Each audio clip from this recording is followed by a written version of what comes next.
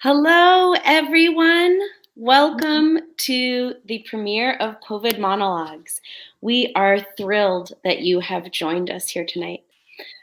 For closed caption, please go ahead. We will be, for closed caption accessibility, please look at the chat for more information. COVID Monologue organizers are on the unceded land of the Piscataway peoples, tended to by the Susquehannock, Lenape, and Lumbee peoples, currently known as Baltimore, Maryland, the Kickapoo, Kansa, and Osage peoples, currently known as Kansas City, Missouri, and the Washoe Nation, currently known as Lake Tahoe, Nevada. We ask you to join us in acknowledging these people, their elders both past and present, as well as future generations. We also ask that you acknowledge the communities of the unceded land where you reside personally today. This acknowledgement demonstrates a commitment to beginning the process of working to dismantle the ongoing legacies of colonialism. Please go to Native Land. The website is in the link, nativeland.ca, to see what land are you residing on. It has been over a year since we started to hear about COVID-19 and began to see cases in the US from people coming in from overseas. But this day, February 26th, marks the 1-year anniversary of the first case of community spread COVID-19 in the United States.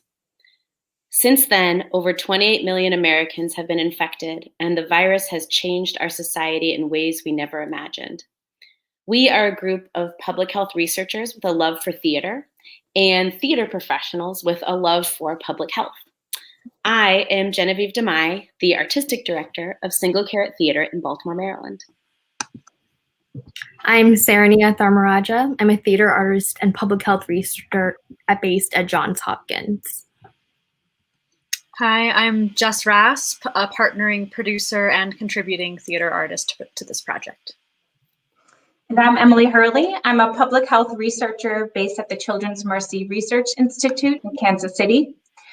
In these challenging times, our goal was to bring artists, researchers, and you together in a deeper shared understanding of the pandemic's impact on society. We started by searching scientific journals and drawing out the main messages of peer-reviewed research on the lived experiences of Americans during COVID-19. COVID Monologues brings together 35 artists and studies by over 100 public health researchers. We selected 8 playwrights through a nationwide application process and tasked them with writing monologues based on this research. We then gathered 5 Baltimore theater companies, including Single Carrot Theater, Two Strikes Theater Collective, Arena Players, Inc., the Strand Theater Company, and Fells Point Corner Theater to create these pieces. Please continue to support these theaters and their work. This project was made possible by the Citizen Diplomacy Action Fund, sponsored by the U.S. Department of State's Bureau of Education and Cultural Affairs, and implemented in partnership with the Partners of the Americas. Please go to covidmonologues.com to learn more about the project, share videos, and connect with community organizations. After the show ends, we will be having a live post-show discussion with playwrights Ali Hartley Kong, Sean Reddy, Lane Stanley, Jess Kim, and Kristen Cato, and project leads. In the spirit of research, we encourage you to please complete the post-performance survey. You can use a QR code or on your screen, or click the link in the chat. Before the show begins, please join us in a moment of silence for the 509,000 Americans and 2.5 million people globally who have lost their lives to COVID-19. After that moment of silence, the video will begin.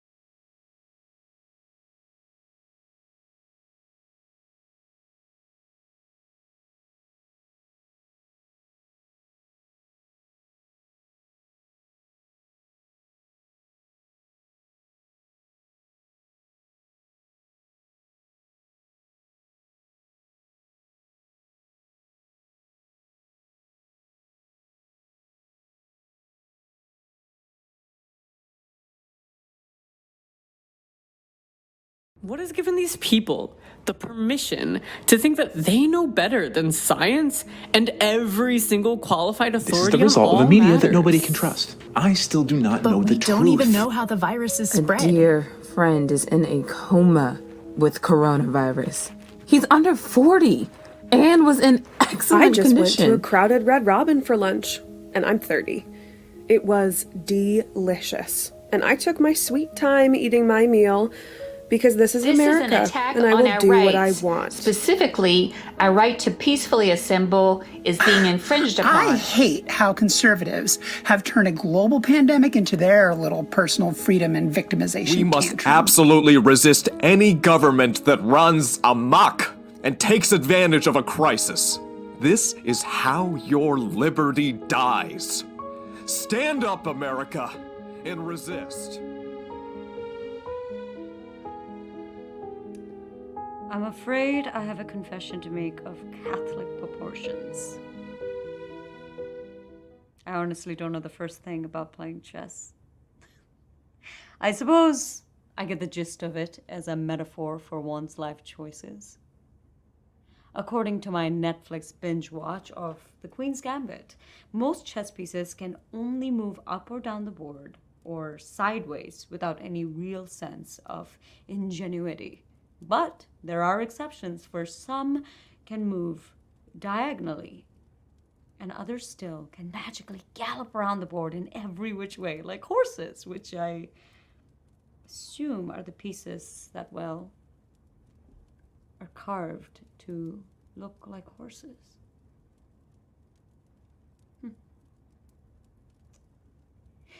It all makes perfect sense as a strategy for danger avoidance, for survival, if you will. When confronted head-on with an insurmountable obstacle, you find a way to drastically change who and where you are. And so, in response, these carved horses possess the critical skill to pivot, to detour, to radically move out of harm's way.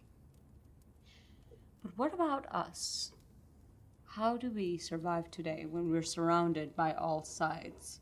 When a pandemic's reach is relentlessly encroaching our lives from every direction, quietly oozing into every single nook and cranny of what your normal used to be. So then tell me, what then is your next move? Did you know in George Orwell's 1984, Winston, the main protagonist, is stuck in a totalitarian regime that controls every aspect of social life? What people say and who they say it to, how people spend each and every minute. It's all overseen and well documented by their leaders. And clearly, there are some literary parallels that can be drawn to our present day lives. But that said, even more intriguing to me is his central concept of doublethink. The ability to simultaneously hold on to two contradictory thoughts in your head and yet believe them both to be true at the same time. Call it a mental last resort, a cerebral shift to preserve oneself in a moment of extreme crises. Our collective response as a country to the COVID-19 pandemic and everything socio-political under the sun takes on a larger, much more alarming and cacophonous doublethink, particularly on social media. Constantly at odds and contradicting ourselves at every turn. Masks prevent the spread of the virus versus masks violate our civil liberties. Black Lives Matter versus all lives matter. Vaccination selfies versus disease parties. And systematically defunding the police as a racist institution versus the belief of only a few bad apples. Our incomprehensible, varied views on the historical impact of 8 minutes and 46 seconds.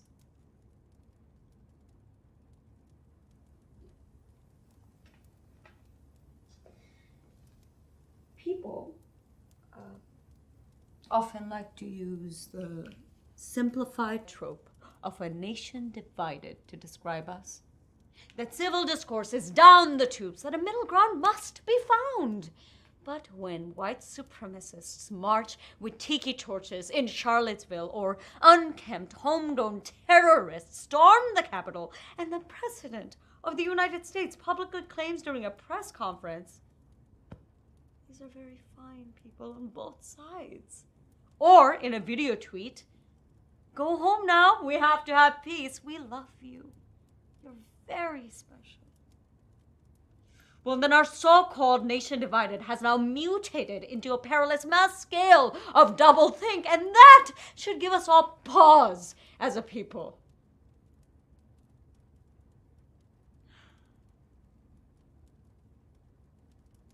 Biologically speaking,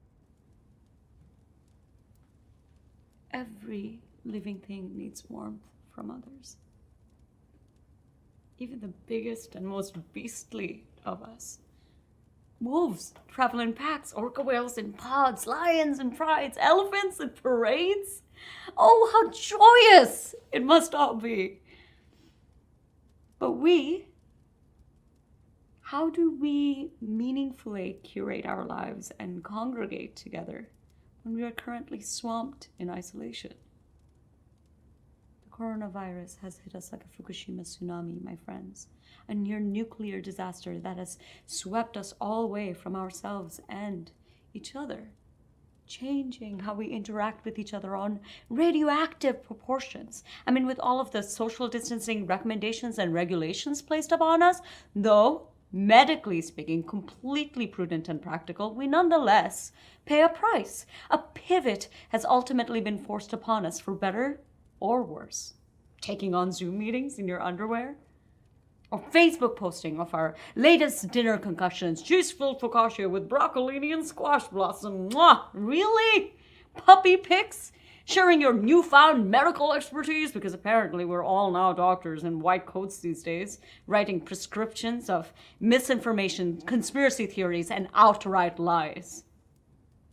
It seems that for many of us, we've taken to social media to find that middle ground within ourselves, or at least in rock bottom terms, to figure out how to curate our own misery. Ironically, numbers often have a way of naming things that words cannot. Identifying trends from 30,000 feet that a poetic paragraph cannot. For instance, did you know social media platforms have seen a 61% uptick in usage as people try their best these days to stay intimately connected with family, friends, and colleagues? It's true. Tin Can and String, like Facebook and Instagram, have seen a 40% increase from February to March 2020 alone. And communication apps like Messenger and WhatsApp have seen a 70% increase during this period too. Truth be told, research has also shown that how we choose to portray ourselves on social media, it's not really how we see ourselves. Oh no, not really when we're staring in the mirror at 3 a.m. or watching Netflix for so damn long that it actually has the audacity to pause itself and ask, "Are you still watching?" We have mentally become our own overseers at this point, always opting to publicly wear our Sunday bests on social media these days. But why? Is this some sort of virtual survival mode of carving our own horse in the moment? Or are we all just broken timepieces that keep ticking on the same second, as if stuck on an idea of who we wish we were? But don't get it wrong, this COVID-19 pandemic does not put us all on the same boat. According to an Instagram post I most recently read, we're all in the same storm. But some of us have yachts, and others of us have slowly sinking rowboats in need of a plug. And yet, even still, some of us are just drowning. Alone, quietly, with no life preserver in sight. By the end of 1984, Winston is found playing chess by himself in misery. His loneliness has finally taken over all aspects of his life. His abilities to meaningfully interact with others have finally slipped away, and his face plainly shows it. A twisted concoction of every human emotion imaginable. His crow's feet are wrinkles through time, dreams now a million charred, hopes gone up in smoke.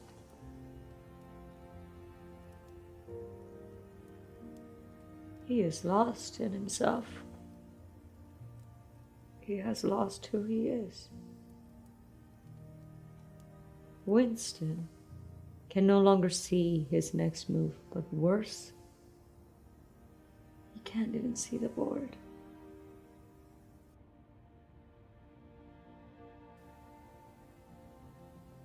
Here's your caveat. When playing chess, after your very first move, there are then over 400 possible new positions. New metaphorical life choices for you to consider. After 2, almost 72,000. After 3, almost 9 million. And after 4, billions. That's right, billions. So then tell me, what then is your next move? Take your time.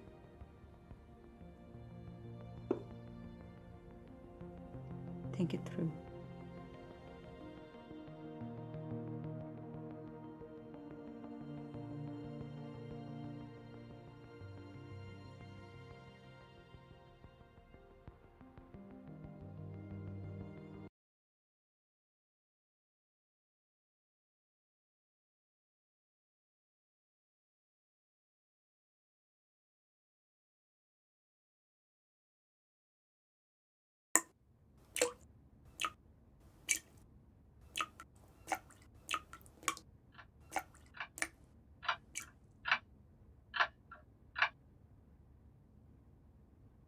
Hi! Hi! Hey everybody! Thanks for joining! I just washed my face. Hey, Boba Brett! What time is it here? 3:02 p.m. I'm gonna record some POVs later, so I figured I would just do a little get ready with me live. So you all could see how I get ready for these things, and we could just, hang out. I don't have a lot planned, so we can just chat. I'm gonna play the supportive out queer character in these POVs, so I'm not gonna do anything too bold, just, what I would normally do if I was casually going anywhere anymore. Yeah, so I'm gonna start with just a little foundation because we want to be poreless. We're just gonna erase those pores. What are your favorite POVs? Let's see. Lately, I've been watching a lot of Your Korean Dad. He's just so sweet. Actually, the way that I found him is someone did a duet with him, and it was one of those ones where he's like just going grocery shopping and then makes you dinner. So sweet, right? And the person who did the duet with him just like laid in bed the whole time he was grocery shopping and just like cried. And then like I started to cry, like watching them cry. And I was like, should I duet this with me crying? But then I didn't because I started to laugh because like it's weird, right? Like I don't cry in front of anyone, like period. Like I don't go to therapy or anything. Like, I mean, there was like a counseling center at school, but like none of my friends went. I don't know. I'm like kind of uncomfortable. Like I don't know anyone who went. Like none of my friends go to therapy. And like now with the pandemic, I'm like stuck at my mom's house and like maybe I would do it at home, like do the whole online thing, but I don't know. My mom is like not super supportive of me being queer, and like I love her a lot, but she's really unsupportive. And, she would have to pay for it. And I would just be so afraid of her, like, overhearing or, like, asking about it. And I, like, definitely don't cry in front of my mom. Like, ever. But, I don't know, doing it on TikTok just felt, like, fine. Like, not weird, which I guess is weird. Oh, thanks for the gift, Candy B! Oh my god! Everyone check out Candy B! Yeah, so I just did my brows with the pencil, and now I'm just gonna put on some mascara. My mom, she is, like, an essential worker. So, like, yeah, the pandemic has been, like, really hard on her. And, like, I guess I'm worried a little bit because, like, the virus is scary, but, like, my mom's out in it, like, every day. And I guess, like, it's part of why I love her. Like, maybe she can't fully accept me, but, like, she really loves people, And, I mean, I don't think people really think of it that way, or at least no one did before the pandemic, but she's out there taking care of people, and people are the worst right now, like, especially in Texas. Like, everyone refuses to wear a mask. Like, people don't believe it's real. And, like, the other day, someone yelled at my mom, like, as if she came up with the virus. And, like, when my mom told me that, I thought she was gonna cry. She didn't, but, like, yeah, I don't know. My mom's, like, just, like, really afraid of getting COVID, but, like, specifically giving it to me. Like, she's always worried about, like, work and me and, like, I don't know, what work do I have to, like, worry about, like, online classes? I'm gonna put some texture in my hair with just a little leave-in conditioner. Oh my god, thanks for the gifts! Rixpley, Mac Attack, thanks so much. Everyone make sure to check them out. Has school been hard? Oh yeah, god. Ugh, I don't know how other people are handling it, but I'm just, like, not. Like, I just, like, cannot focus. And, like, I like online. I am very online, like, obviously. But, yeah, I don't know. I just, like, can't focus on it. Like, I feel like I learn more from history TikTok than I do from my classes. Like, I, like, failed, like, 3 out of 4 of my exams, like, really badly. And, like, that got me, like, rethinking my whole, like, major and, like, my entire life. And I don't know, it's just, like, crazy. I like, feel like my professors are giving more work than they did when we were in person. And, like, a lot of it is just participation, like, did you watch the lecture? Did you take notes during class? But, I don't know, it's all just, like, compressed. Like, it's just really messing up my, like, sleep schedule. Like, I stayed up late a lot when I was at school, but, like, I was doing work. Like, I really was. But now I'm just, like, up all night scrolling TikTok or watching YouTube or watching streamers. And, like, then I'll wake up so early.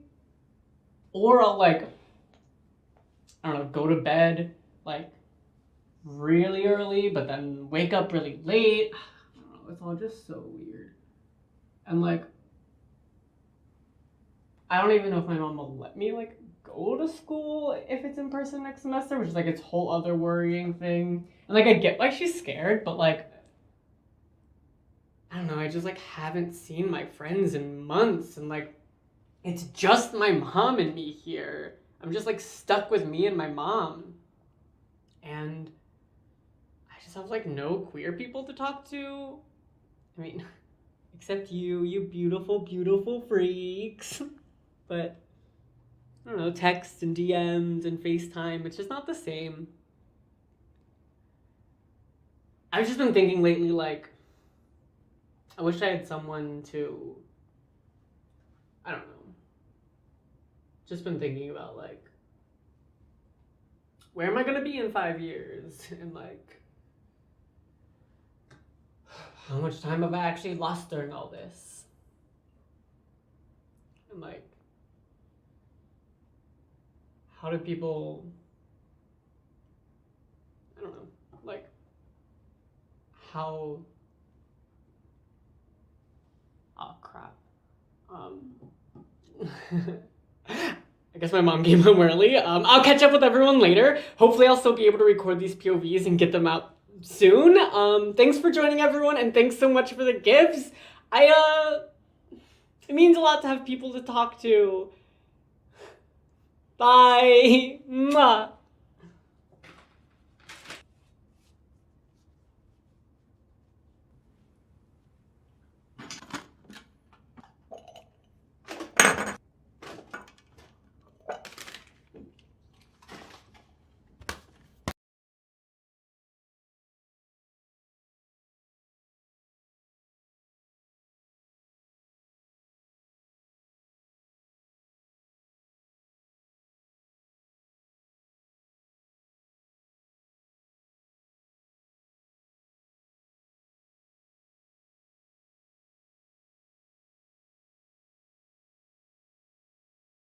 Thank you for watching this very special episode of Simone Serving.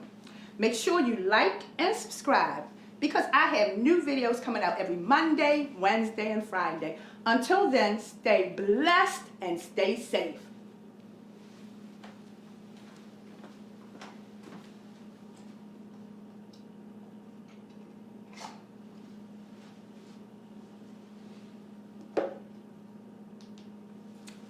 And that's how the magic happens.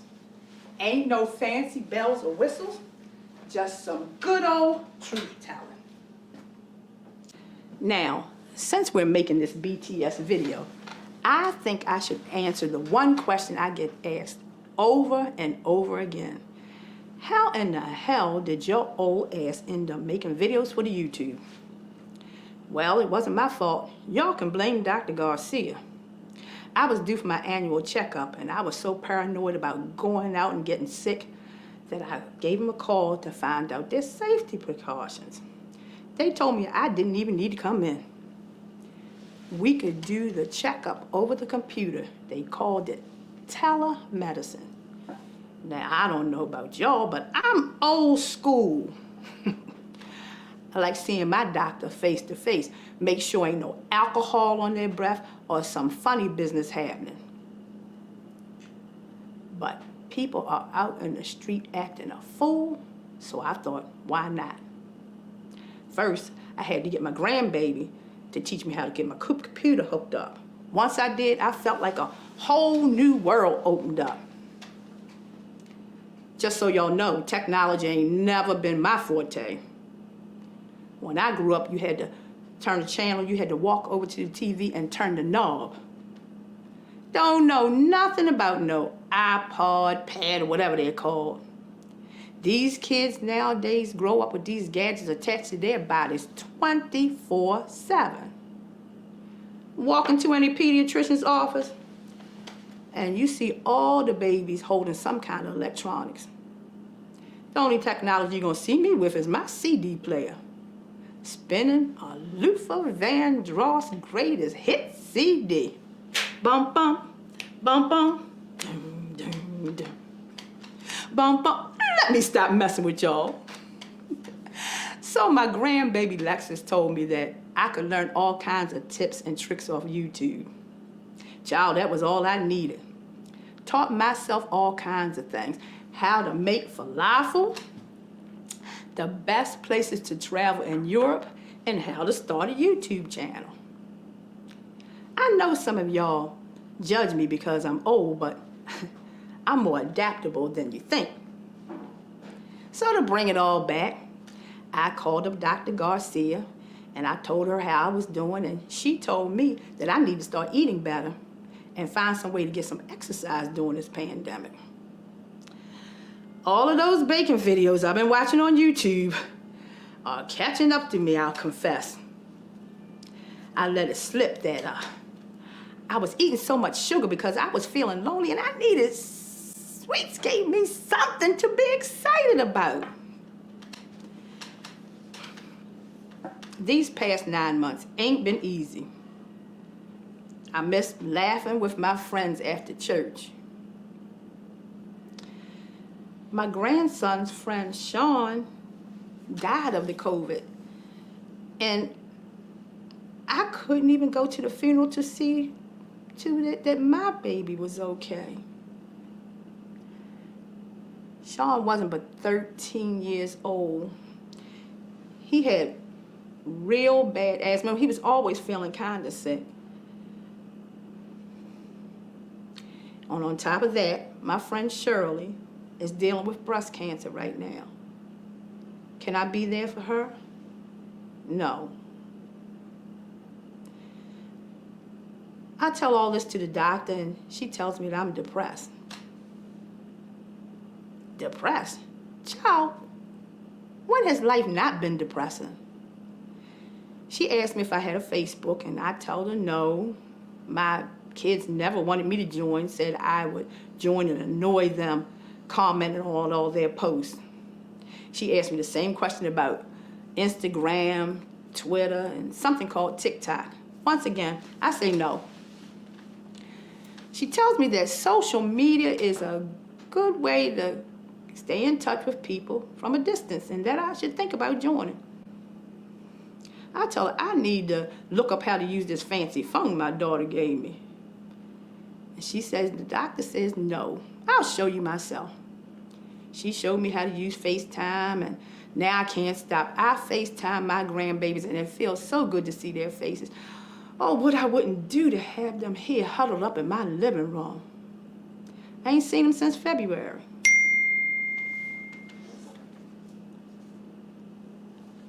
Oh, look at that. I already got my first comment. Hey, Simone. Love your positivity. Thank you for being a shining light in these dark times. Well, ain't that just the sweetest? I gotta give a shout out to my fans all over the world. Taiwan, Morocco, Timbuktu. Y'all make me feel loved, like I'm not so lonely. I guess I'm becoming a bit of an influencer. Before I learned how to use all these things, I thought an influencer was someone who got you hooked on drugs. Turns out it's just someone who gets free shit for posting things on the internet. Only in America. Well, let me put this thing away. I see why my grandkids stare at these screens all day.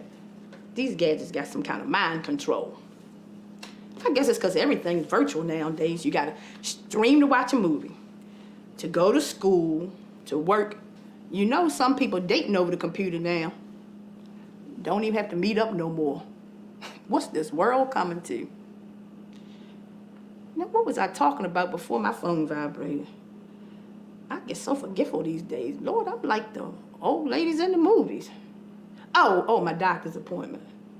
So anyway, a few weeks later, I call up Dr. Garcia, and I tell her that I'm loving being online, but I'm still not feeling too good. I'm feeling kind of anxious and still don't have much to be excited about. I just sit up in the house all day watching CNN until my boo, Chris Cuomo, comes on with his fine ass. Woo! I love me some Italian men. Reminds me of a boyfriend I had in college, Tony. Oh, where was I? So the doctor says that she's seeing some troubling signs, and had I thought about seeing a therapist? A therapist? And when she said that, I had to lean back. What the hell do I have to talk about with a therapist? They ain't gonna tell me nothing I don't know. I don't want people to think I'm helpless, and I damn sure ain't weak. But Dr. Garcia says, your insurance covers it, so you don't have nothing to lose. So I'm on the phone with a therapist when she asks me, what do I want to do in life? What is my goal, my objective? I had to take a moment to think about this. Nobody has asked me something like that before. I don't even think I've asked myself. I think I want to uplift. Make sure the people in my life get through this. I know I'll be fine. I've been washing my hands my whole life. That's how I was brought up. Been using Purells since before it went out of stock. Been wearing a mask my whole life too. Not a physical one, but the mask us black folks have to wear. Ain't nothing new about this for me. The plague changes, but the remedy stays the same. Compassion for one another, shared responsibility, and listening to Dr. Fauci. You see, people think because you're old, you're helpless. Being old isn't hard. It's how society looks at you that's hard. This world is built for young people. Older people like me are meant to be invisible. We walk too slow, or we're too out of touch to be included in the conversation. I didn't come up with technology, but somehow it's my fault that I don't know how to hook up to the Wi-Fi. These young people might be more connected with social media, but they're less connected in real life.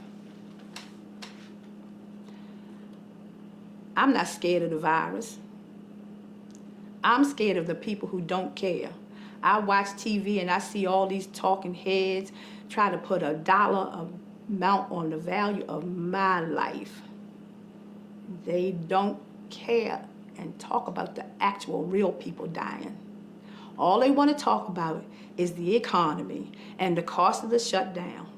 What about the cost to our humanity? We're all suffering. It's hard for all of us who want to keep on keeping on, because isolation is not a singular thing. I turned 65 this year. 65. Lived longer than most of my family. But did I have a big whoop-de-doo? No. I did the right thing. I stayed home where I know I'm safe, because people out here ain't social distancing no more. They be all up on you. That's why I only go shopping during the special senior shopping hours at the local grocery store. Now the employees be looking at me sideways like I'm too young to be in there at 7 in the morning. A black don't crack, but a damn sure ages like some cognac. Oh snap, my grandbaby's calling me. Y'all getting 2 for the price of 1 today.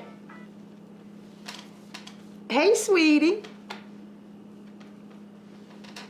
Well, ain't my video good?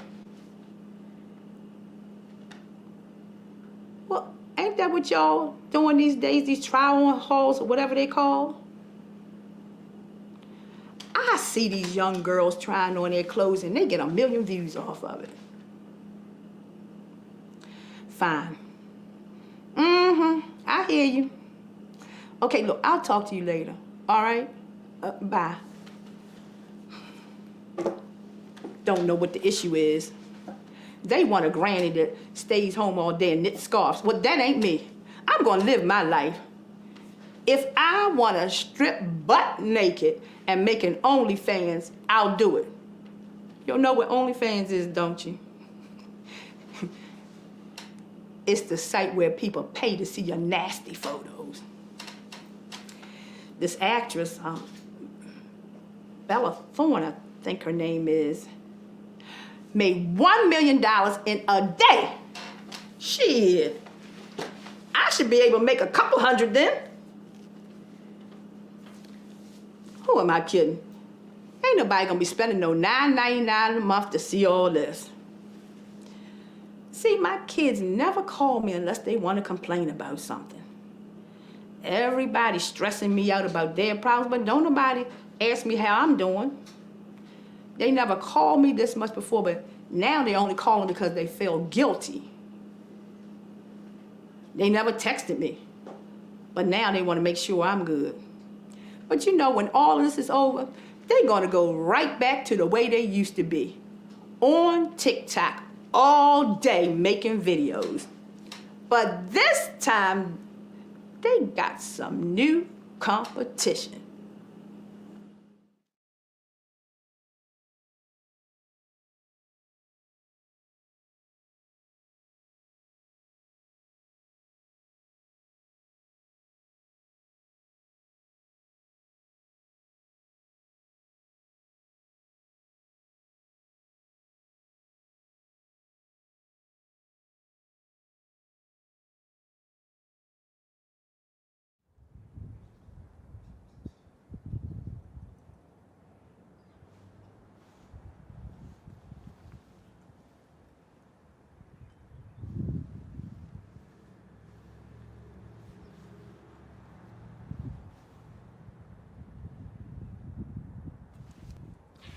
What up, folks? I got you some new updates from the epicenter here itself in the NYC. First off, total shout out to my bro Jorge for hooking the stuff up with some authentic ass NYC bagels. His mom just whips them up. Good. That is what you do with a bagel. You whip it, right? No, sorry, the wrong day. Anyways, for those of you new to my channel, I am Dr. Alana. Check out my real credentials with #VerifyHealthcare and know that I am an actual ICU physician, like with a degree from a real school. Shocking on the internet, I know. Anyways, I am here to answer your healthcare questions and give your daily update as per usual. Now that we're a few months into the pandemic, most of my long-term listeners know that I've been assigned to leave my cozy home and move into a hotel room for my first time in the NYC. Normally, I'd plan to have my butt planted in a Broadway seat, chowing down on a streetcar hot dog. Well, I guess I could still get that pandemic hot dog, but there is a pandemic out there, so... Anyways, I picked up something new today at work, and it was not COVID. It was a dance for TikTok. Okay.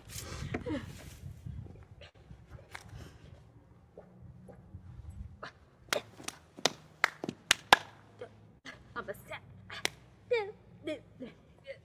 For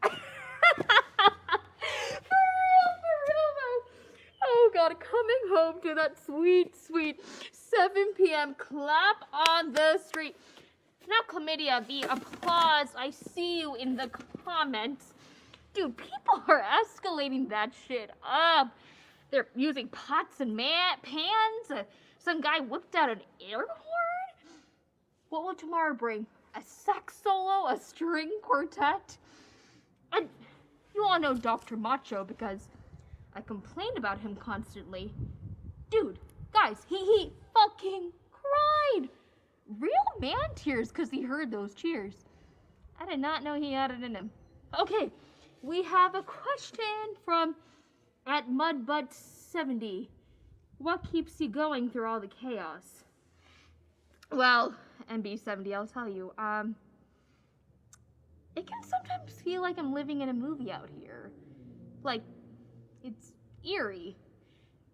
You know, when we get back to the hotel, there's just like no one on the street and a lot of stuff isn't lit up and it just feels like post-apocalyptic. But seriously, I get flowers every couple of days, I take walks on these empty streets, and come on, we have the best food in America right here in the NYC, and I promise I am eating good. And if you know what's up, drop those takeout recs in the comments below. Which reminds me, you won't believe this, guys, but some dumbass had a resist medical tyranny sign outside the hospital today. Like, what? Like, TBH. I didn't actually read the sign, so I thought it said something about a Tyrannosaurus Rex, which we all know is my favorite dino, but for real, sick people could see him outside the hospital windows and everything. Shameless, man. And I know what else made my day today. We got a huge shipment of homemade masks today. Like, I was a little dubious at first, like, who made these, and did they wash their hands before touching the fabric, but I loved them. They were gorgeous. We wore them. Thank you so much to Carla Johnson from Sioux City, North Dakota. Lady, we were reusing that PPE till it was nasty. Who's really the hero here? And not to mention, huge shout out to the janitorial staff, restaurateurs, waste collectors, food harvesters, grocery store workers. You are the real MVPs.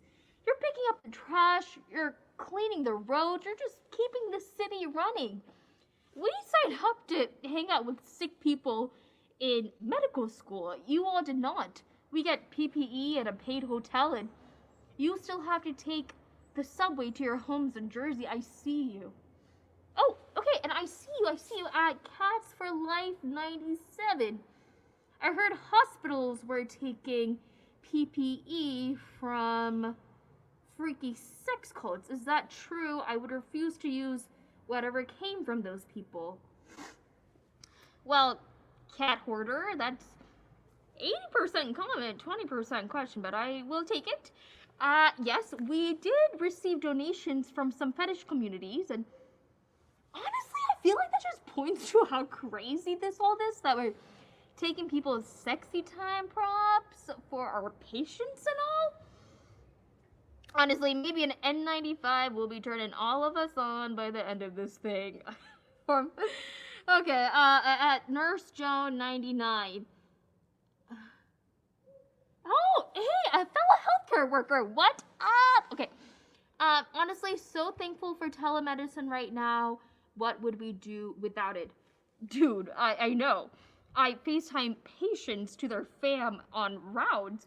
If you would have told me that I would be teaching an old dude how to Zoom with his fam on rounds while his charming 90-year-old wife is nonchalantly changing bras in the background. Yikes. Okay.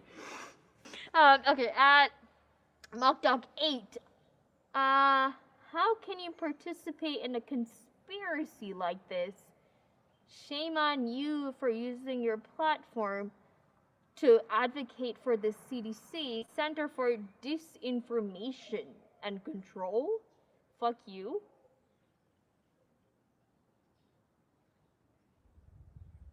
Great. Well, Mock Doc?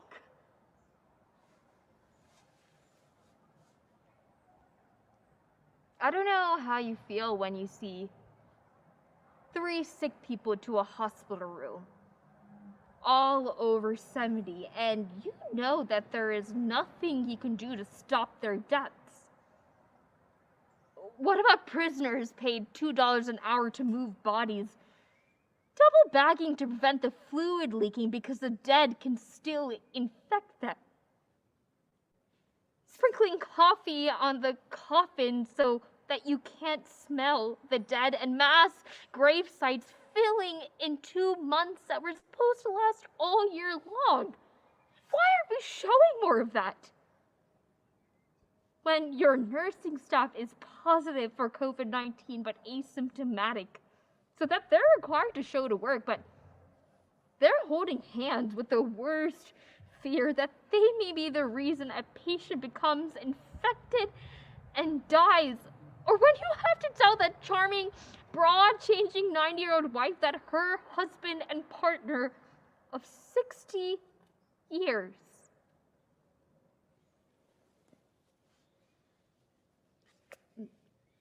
unfortunately passed several hours ago. No one could be in the room at the time. We had other emergencies. We are sure he was as comfortable as he could be. As he spent his last minutes looking for her, anyone to be with him. As he gasped for breath. How about how there's just no time to process stress, and that how we can't even see our own children because we're afraid that we might infect them. That we're scared our toddler might not recognize us when we get home, and how he keeps calling for mom because he doesn't understand what a fucking video call is. We feel disposable. Just like the PPE they tell us to reuse and reuse and reuse and throw away.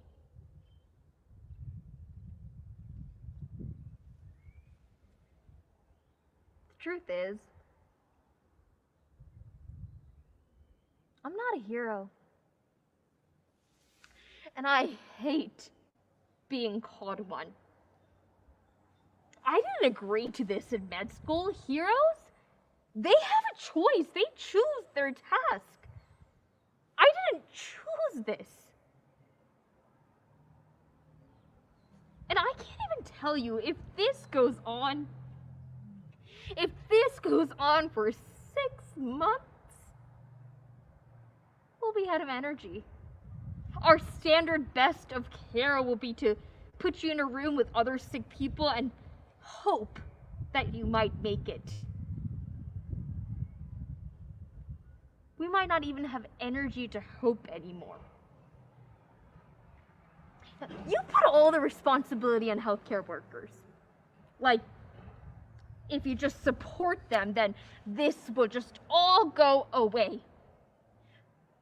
But our hard work means fucking nothing when you choose to see people, not wear masks, and generally mouth breathe over everything. That's on you!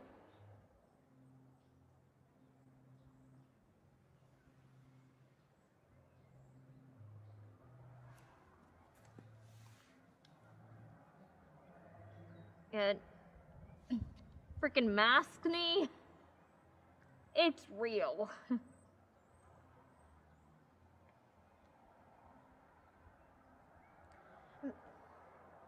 I'm sorry, guys. I don't know how to tell you that this is real.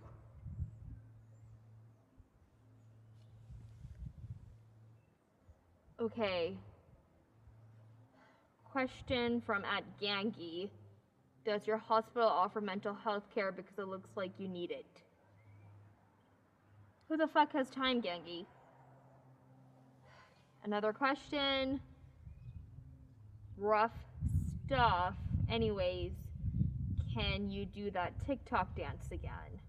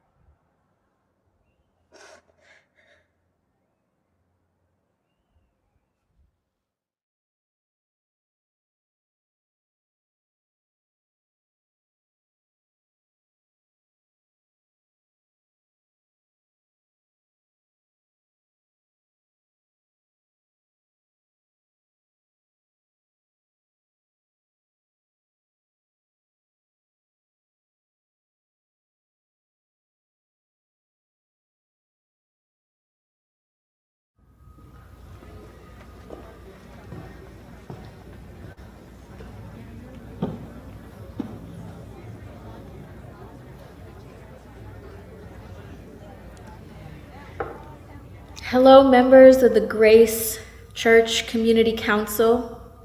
I've missed your faces.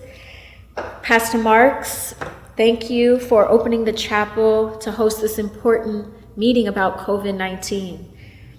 They said we could gather together in small groups, so here we are, guided by spirit and by the strength of our leadership. Amen. Amen. I also want to give thanks to the Lord that I am alive today. As you all know, I am a nurse by profession, but some of you may not know that back in March, I tested positive for COVID-19. Oh, no. Yes. It was such an eye-opening experience. I told the doctor I was in pain. He did not believe me.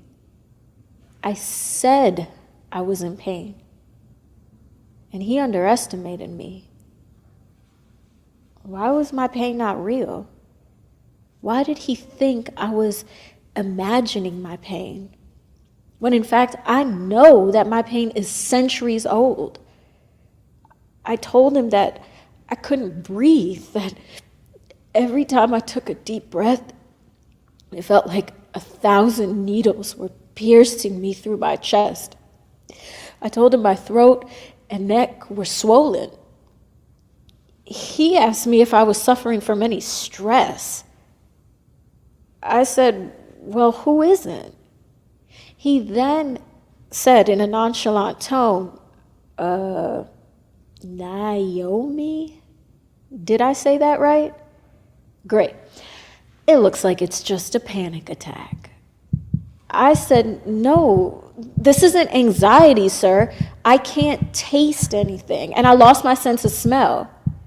He then asked me about my pre-existing conditions and family history. I was growing really tired of his overt biases towards me, so I was like, well, let me see, doctor. I got conditions embedded into my DNA that I ain't even asked for. Meanwhile, I'm living a healthy life. I can't say much about my family history, but I do know that it's comprised of systemic racism, poverty, redlining, food apartheid, PTSD, and trauma. He then interrupted me with, I'm guessing that also includes diabetes, high blood pressure, cardiovascular problems, asthma, and depression, right? I looked at him real hard and said, Doctor, you may not recognize me, but I work on the 3rd floor in pediatrics, and I know we have a limited supply, but you need to test me for COVID-19 ASAP. He was like a deer in headlights. He left the room to grab a COVID test, and all I kept thinking about was if I was a regular Black patient, he would have sent me home with a psych referral. He came back in, shoved that swab up my nose, and told me to go home and quarantine for a week until I got my results. A week. Now, mind you, this was in early March, right before DC started shutting down. So I panicked. I was out of sick days, I already took my vacation, and I only had one personal day left. The White House had just declared a global pandemic, and I am an essential worker. If I don't work, will I lose my job? And if I get really sick, who's gonna feed my 3 kids and my diabetic mother with dementia? I'm a widow, and I got family down south. Who was gonna help me? How could I quarantine at home without putting my family in danger? They weren't trying to give me a bed at the hospital. And when my results came in positive, they just told me to quarantine at home and to come back if my symptoms got worse. But where was I supposed to heal? By the grace of God, I stand here today before you as a survivor who had a generous coworker who let me quarantine in her guest bedroom. And while I was away, my mother's home health aide volunteered to work longer days and even slept over some nights. She considers us family. Even my oldest son, who just turned 17, stepped up and took care of his siblings. Lord knows how scary those days were as I laid up in a strange bed, not being able to fully breathe. But I thank God I had family who looked out for me. This is what community does, my people. I gathered us here today because I need you all to realize that what we are experiencing is a capitalistic pandemic. It is imperative that we take immediate action. But before I go on, let me ask y'all some validating questions. Raise your hand if the following is true for you. Once your hands are raised, please keep them up high in the air. How many of you have ever felt that your healthcare institution did not prioritize your health? How many times did a doctor refuse to give you pain medication because they didn't think your pain was severe enough, even during childbirth or a major surgery? How many of you have faced health discrimination because of your pre-existing conditions? How many of you do not trust this government?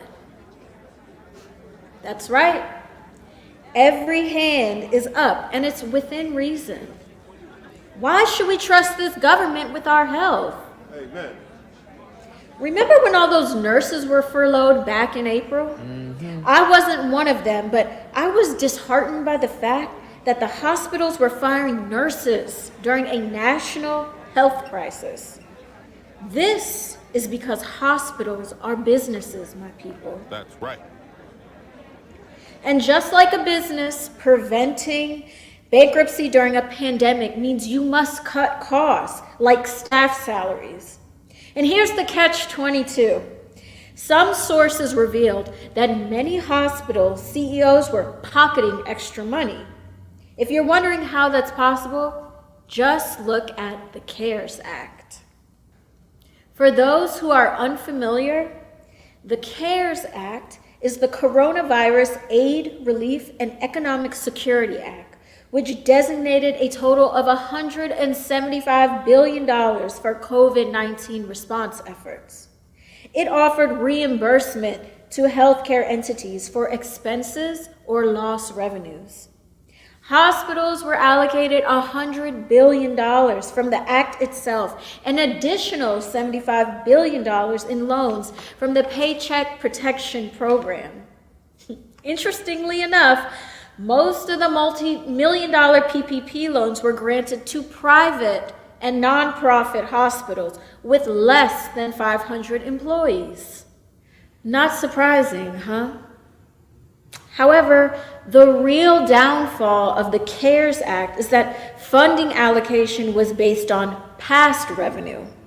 This disadvantaged many hospitals in underrepresented areas because Black, Indigenous, people of color populations generate lower revenues due to underinsurance and undertreatment. This is why the hospitals in our communities are receiving less relief right now. Did they even consider that we're the ones that need the relief the most? Did it not matter?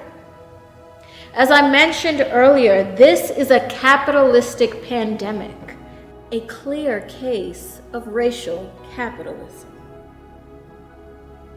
It's ironic, right? This CARES Act, they don't care about pre-existing conditions. They don't care that we take public transportation every day. They don't care that we live in inclusionary zoning and affordable dwelling units that tightly house hundreds of low-income families in every building. They don't care that the majority of us are considered essential workers and are putting our lives on the line.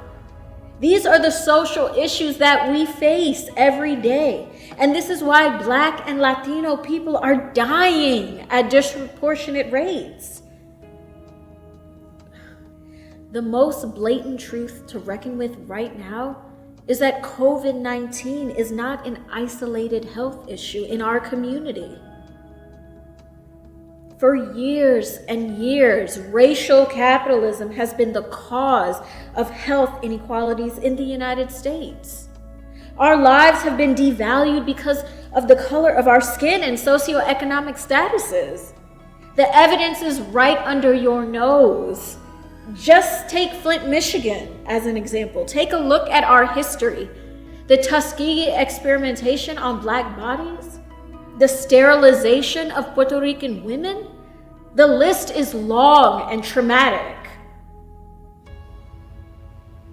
But look around you, family. Look at this community. We gotta depend on each other so we can grow and survive.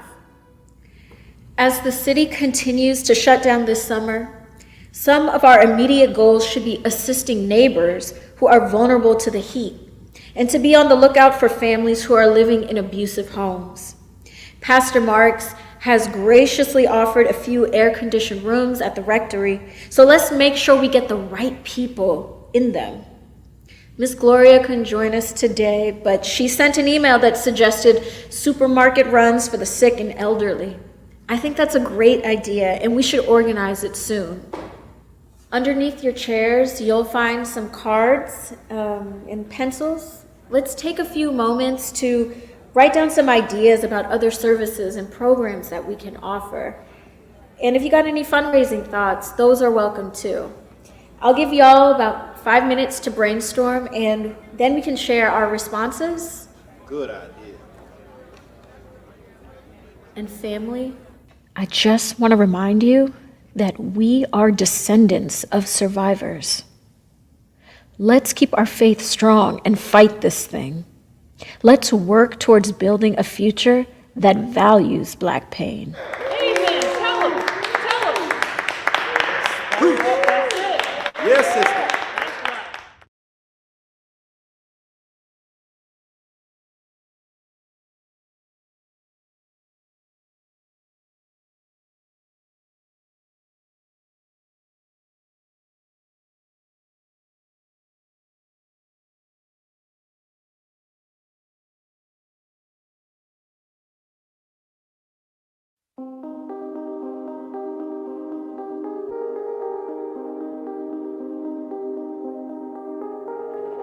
Hello, creeps.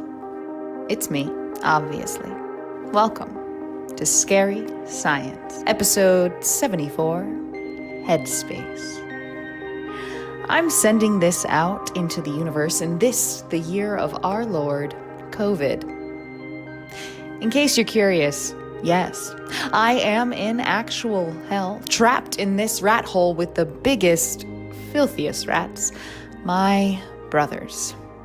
This is why people murdered their families in those dusty old Victorian novels, because families are the worst and probably deserved poisoned tea cakes or getting suffocated by doilies or whatever they did back then between fainting and rubbing arsenic all over their face.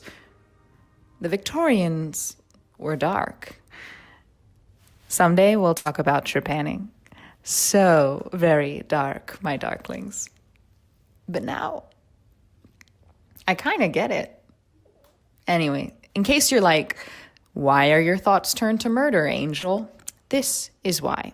This morning, I was up early reading the Times and the American Journal of Medicine, and some other scientific journals, also Femme and Splatter, because science and horror and fashion and feminism are my jam. I'm multifaceted and complicated. Don't judge, or do, whatever. I obviously don't have accounts, so I'm like so poor, but paywalls are just suggestions, right? Right. Information should be free. As you know, I am a big super fan of Tsai Ing-wen, president of Taiwan, first female head of state, all for gay marriage, universal health care, free Wi-Fi, totally into her cats, and she's killing it on the COVID shit. I mean, don't get me wrong, I'm all for Jacinda Ardern of New Zealand. She's got big environmental chops, and y'all know that makes me woozy with the crush vibes, but Tsai Ing-wen is my girl. Contact tracing. Yes. I'm gonna grow my hair into a bob, get clear frame glasses, and be her. So, this morning, I read a study in the Journal of Applied Psychology about how women-led nations have managed to control the virus more efficiently. Which was like, right? About time you all said it, though. States with women governors have had less COVID-19 related deaths than those with male governors. The numbers were there because of all kinds of factors, like women knowing how to navigate crises and build coalitions, which is true. I mean, for example, I'm a girl in an American patriarchal crap high school. My whole life is navigating crises. And I built a coalition between me and the kids in 6C to avoid the lady in 12B who drinks too much peach schnapps and wants to cry on you. We have a whole system of code words and hand signals. So yeah, women are super at these things because survival. Anyways, it was a big morning because then I read another study about how even so, women are screwed in leadership, which is no surprise at all. You all remember I ran for class president last year. I founded our high school's debate team and our dissection club and the Friends of Chemistry Student Union, and I still lost to Edwin Mercado. Yup. Because he promised everybody his brother would DJ our prom. I mean, fine.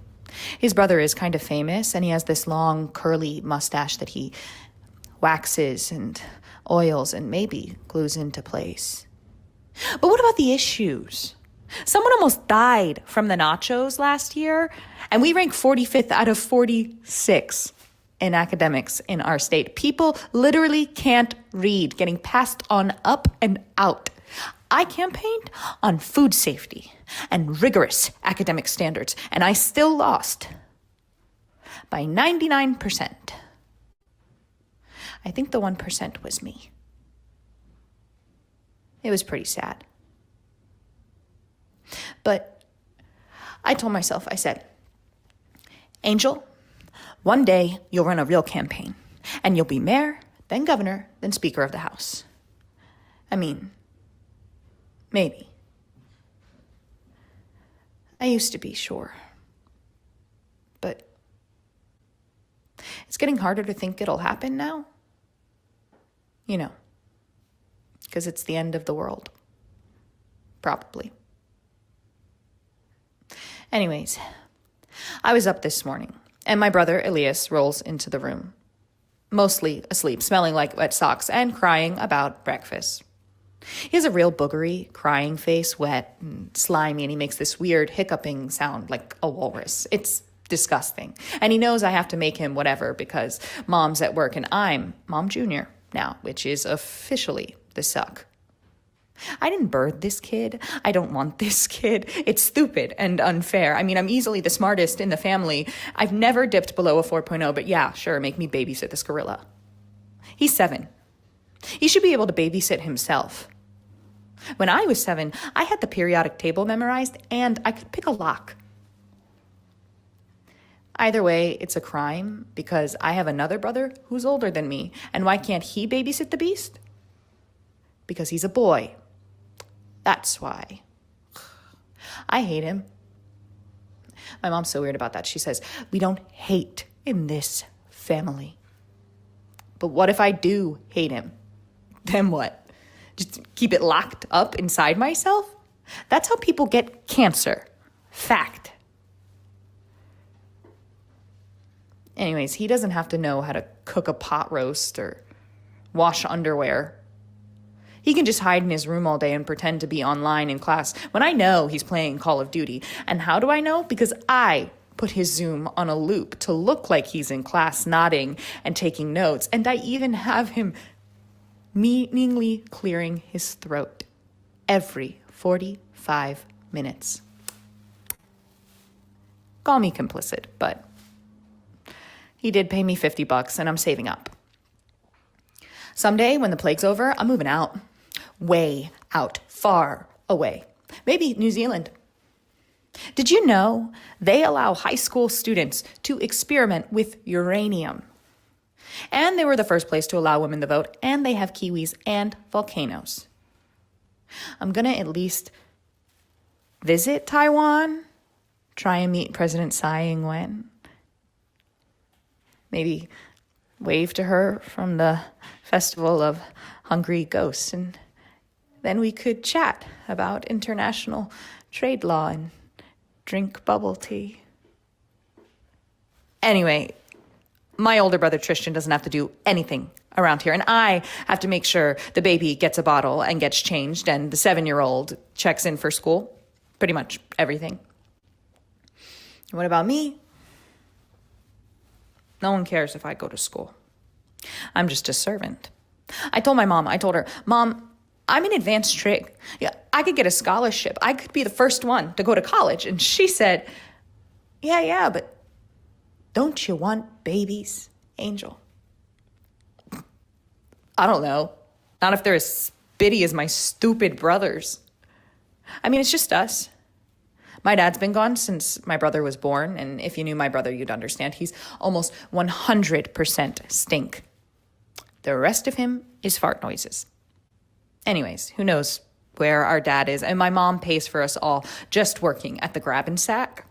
Even before the plague, it was shit. And now we have to be locked up all the time, like prisoners or zoo animals or aquarium fish or those medieval people who were buried alive. And I have to watch all the babies because nobody can take them.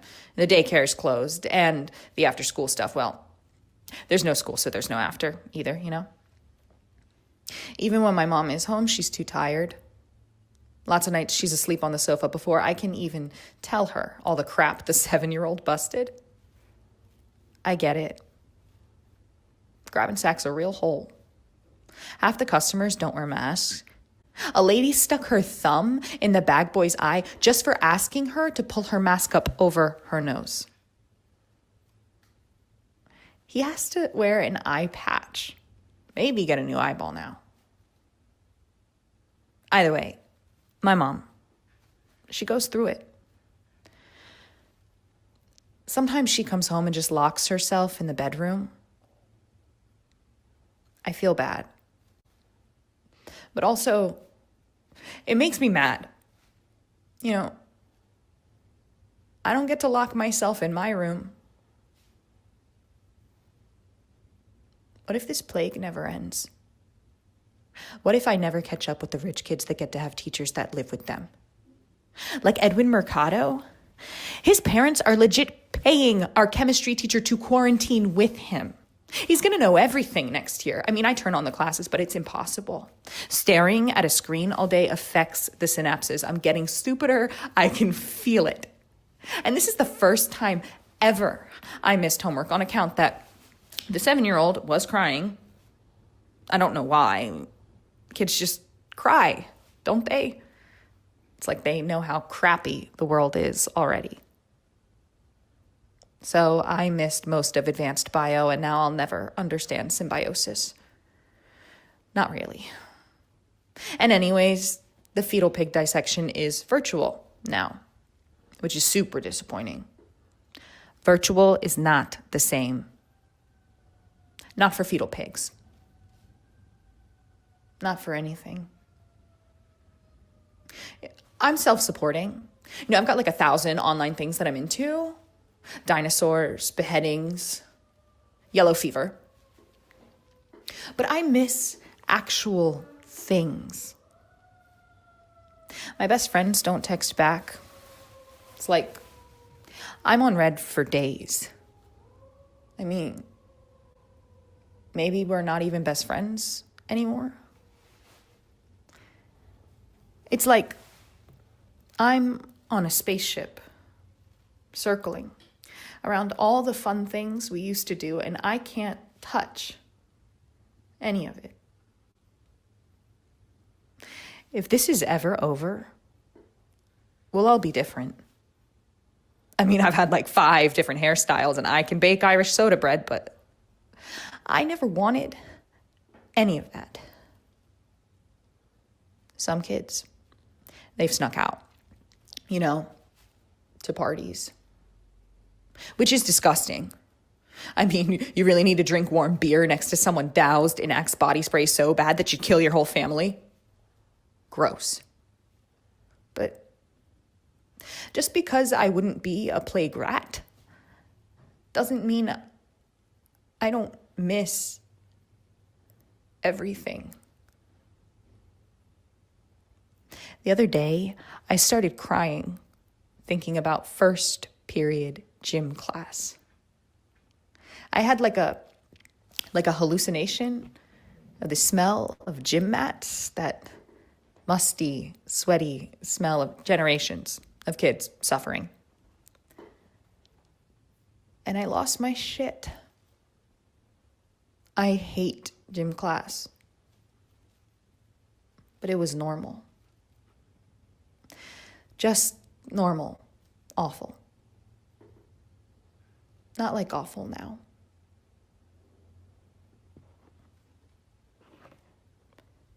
Anyway, thanks for listening. I'm gonna get on with the podcast now. Episode 74. Can you transplant a human head? Should you?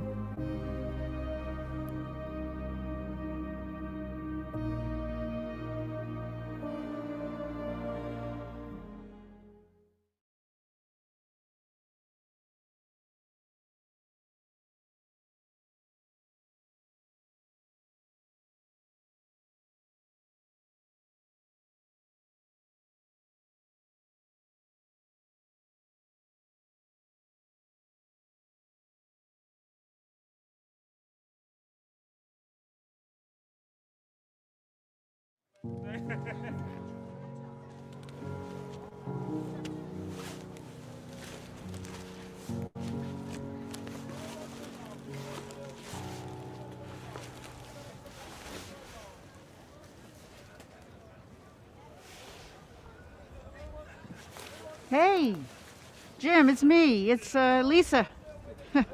It's Tuesday, I guess. Well, they opened the farmer's market up again, and I thought maybe I might come down here and give you a call. I heard a rumor that Ella from the cheese shop is going to be here, and I was thinking maybe I could grab some of that fancy cheddar for the crab dip. Whole supermarket was out of cheese. You wouldn't believe it, all the empty shelves. Couldn't even get the shredded kind in the bag. But if we could do the cheese dip, well, that'll help when we reopen. 6 feet. Keep your distance. Sorry.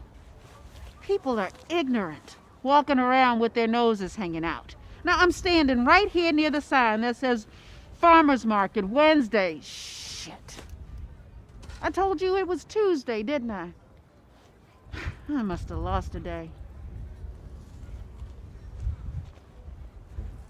Don't worry about us. I know you worry about all of us. That's your job. You're the work dad. But I'm fine. I have hand sanitizer. You know, I was afraid to leave my building, all those door handles. I put signs on the door saying keep open. Would you believe they sent out an email saying that open doors are a hazard? I wanted to march in there and let them know that all of life is a hazard. But I got smart. Oh, I got gloves. Yeah. Vince stole these from his work when they laid everybody off. Now, you can't see, but everybody is jealous of me. Yeah. Vince got laid off, too. We are back on Snap. I thought, well, when he got that job with the bus company, it was a good job. I thought things were made. But if the commuter numbers don't go back by June, well, it's permanent. Now, I know it's not your fault, and I know you're going to get the restaurant open just as soon as it's safe. I just never thought that. Well, you helped us out before, and we were doing okay. And then this happened.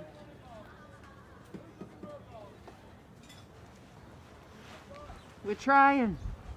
We still got to take care of my mom. I got to drop some food off over there today.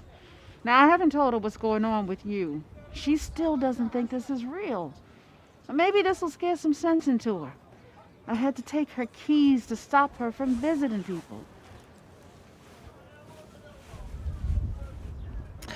3 o'clock.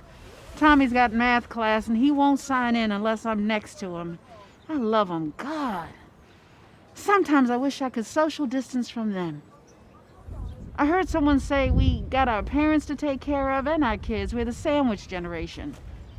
All comes back to food. Is this thing still on?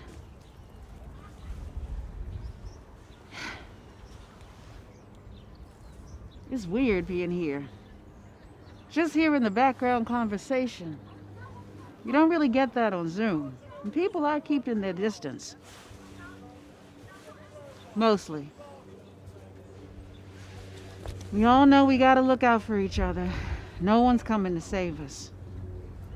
Oh, I ordered the kids McDonald's last week. I know, me, gourmet chef and all, and I'm feeding my kids that crap.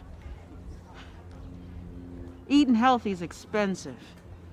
And all that food stuff is cheap compared to eating right. My kids, though. Oh, they went to town on that Big Mac. Faster than they gobble up crab cakes. It shows you. Oh, I got a text message from Heather, sous chef, 4 years ago, remember? Yeah, everybody wanted portobellos, and we kept trying to figure ways to work them into the entrees. I hadn't thought about her in years, but she texted me. She said she was out foraging for mushrooms and she thought about us. I never even thought about that. Finding food and eating it. I mean, it's different for her. She knows mushrooms. If I tried it, I might poison my kids, feeding them some roadside mushrooms. It was good talking to her. It reminded me of all the times we cooked together. That was real. If I could just get some good ingredients to cook with, you know, it might feel normal. You know, I am gonna buy that good cheese, if they have it. Ella said she was here. She checked in on Facebook. I hope her booth takes snap. I'm joshing.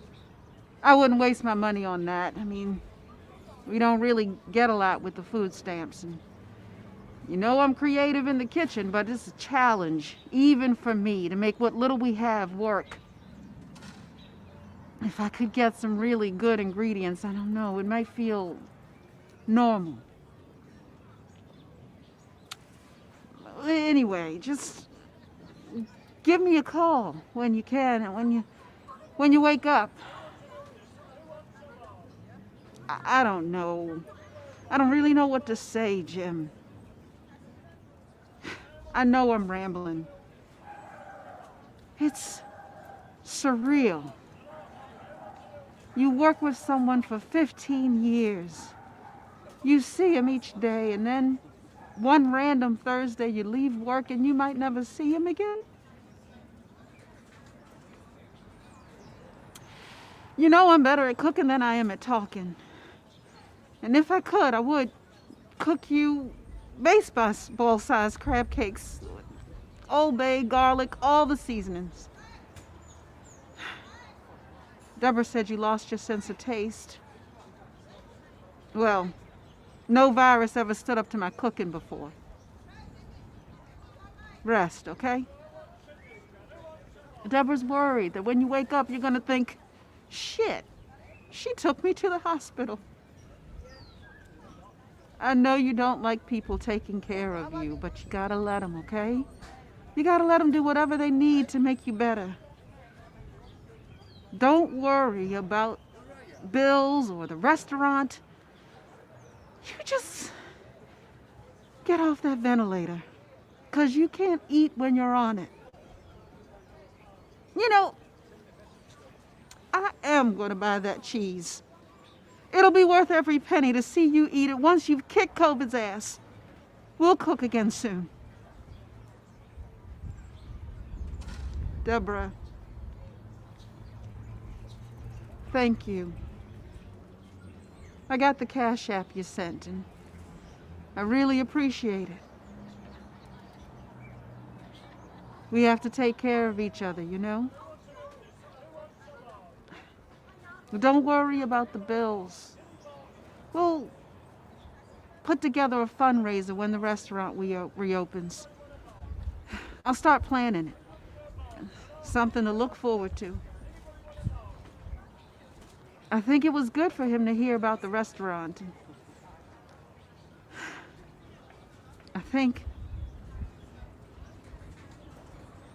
I hope. I know he'll wake up.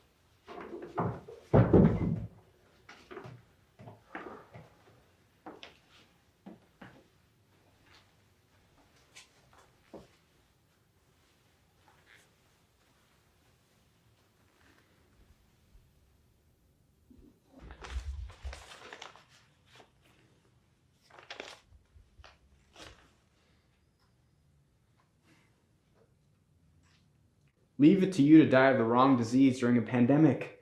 Come on, man. It's 2020, not 1986. You're supposed to die of COVID, not AIDS, dumbass.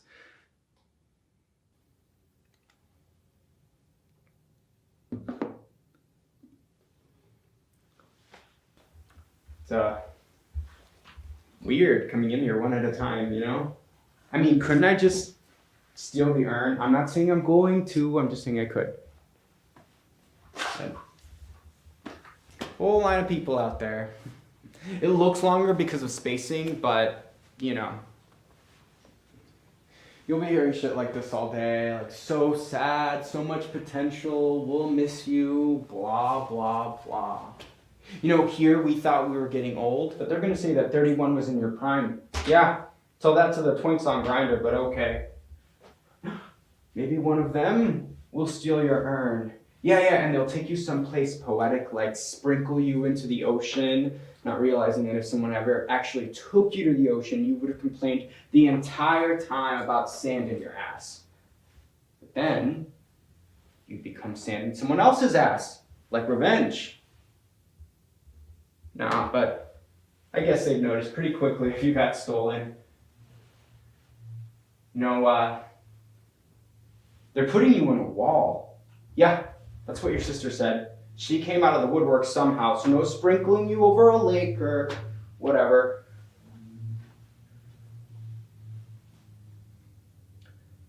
Listen, Johnny isn't out there, so don't look for him.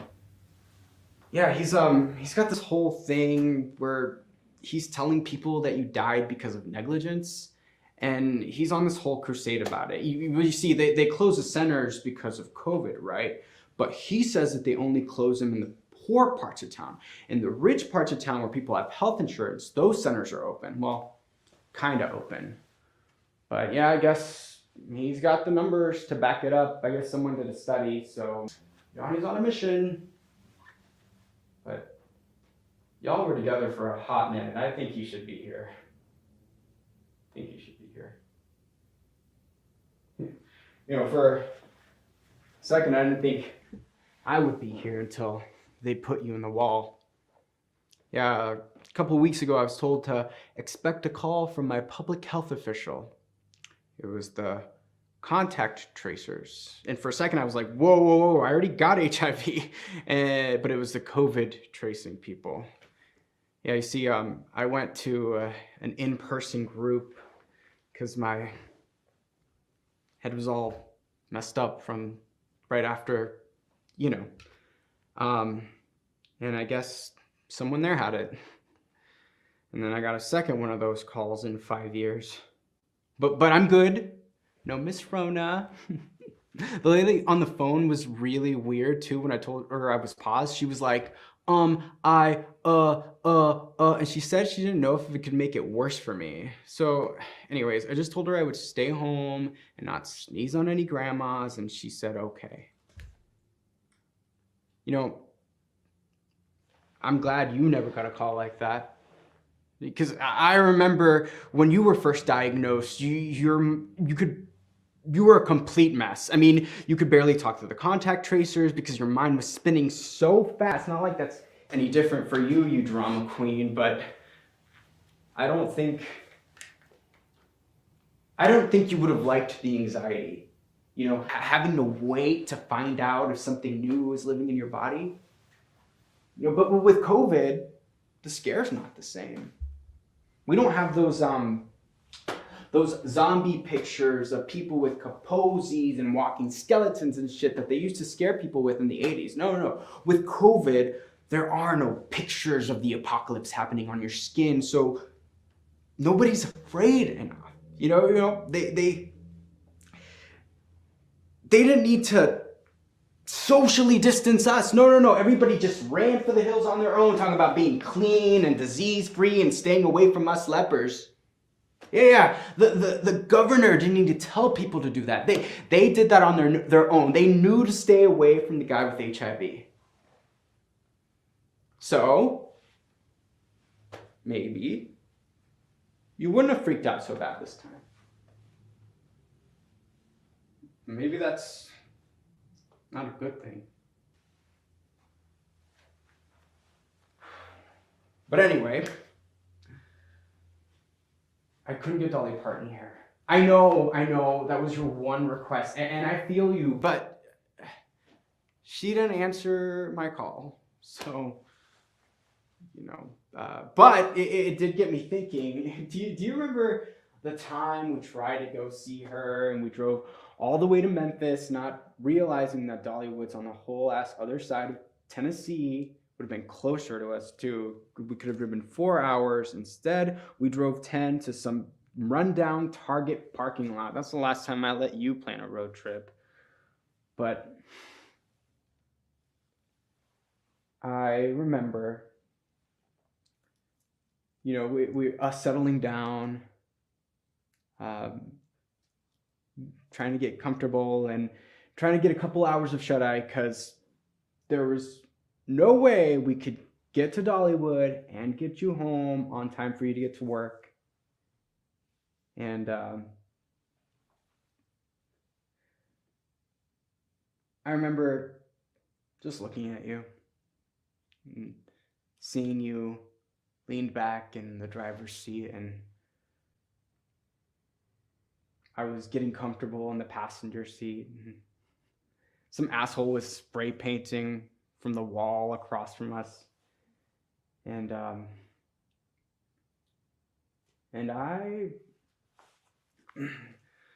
I thought about kissing you. But you were with Johnny, and even though I don't get your whole old man thing, like, I don't care what you say, the guy does look 50, but I got you. You know, I don't think Johnny's right about the closed centers killing you. I saw you falling off. I've seen you go through some serious, moody phases when depression hit you because you acted like a whole child, even if you don't want to admit it or not.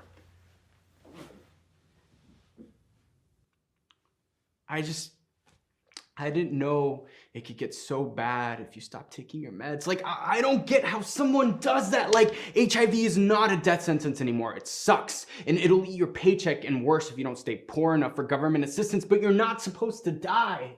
I mean, look at me. I'm in the best shape of my life. I've never been to the doctor so much, you know? You found a way to die. You must have. And I think it's easy for Johnny to go run around blaming the closed centers than it is to realize that it was your own doing, whether you meant to or not. It was you.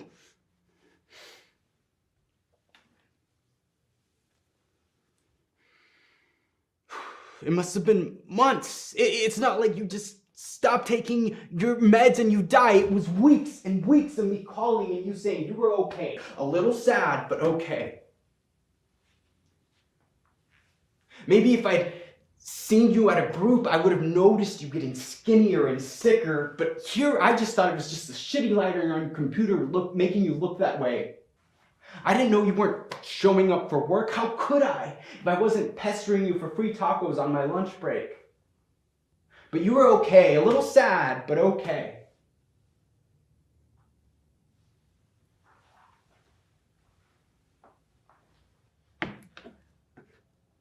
You know, I called Johnny after I came to see you, and I saw that you were all, you know, and he didn't say anything for a while. And then he said that he knew so many kids that died of AIDS during the crisis that he doesn't even remember their names. And then he hung up. I guess when you're the only one that makes it out alive, you're not ready to turn back around for no one. But I think you should be here. Oh shit, I've been in here too long.